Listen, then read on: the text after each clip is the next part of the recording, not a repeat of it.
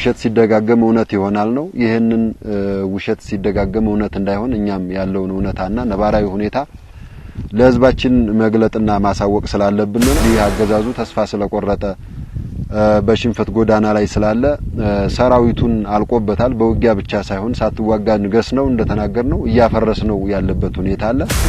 መሬት ላይ ከሌ ቦታን ተቆጣጣርኩ እዚህ ቦታ አገኛለሁ በሚል ህዝብ ለማጭበርበር ዓለም አቀፉ ማህበረሰብ ለማዋሸት እየሞከረ ያለበት ሁኔታ ስላለ ይህን ግልጽ ማድረግ ስለሚያስፈልግ ነው።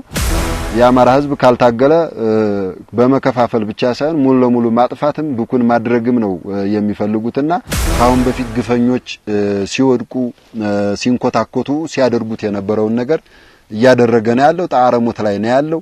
ህዝባችን በሚሰራ ፕሮፓጋንዳ በሚሰራ የሐሰት ቅስቀሳ በረብጣ ሚሊዮን ዶላሮች እየተሰራ ያለን ስራ ወደ ጎን በመተው ሐቁን ታውቀዋል ህዝባችን። ልጆችህ ደግሞ አለን በእውነተኛው የትግል መስመር ከልጆች ጎን ሆነህ የነ እስክንድር ነጋ ቡድን ራሱን አፋህድ እያለ የሚጠራው ማለት ነው በስም እንጂ በግብር መሬት ላይ የሌለ ምናልባትም በግብር መሬት ላይ ካለ ካገዛዙ ብልጽግና ጋር ሆነው የድሮን አስተኳሽ እግረኛ መንገድ መሪ ተተኳሽም ጦር መሳሪያም እየተቀበሉ እየተዋጉን ያሉበት ሁኔታ አለ። በአርበኛ ፊት አውራሪ ደርሳን ብርሃኔ የተመራ ጦር እዚህ ደርሷን እዛ ደርሷን የሚል ፕሮፓጋንዳ አእምሮ በሌለው በሆዳደሩ በእነናትናኤል መኮንንም በርካታ ስራዎችን እየሰሩ ፕሮፓጋንዳዎችን እየሰሩ ያየን ነው።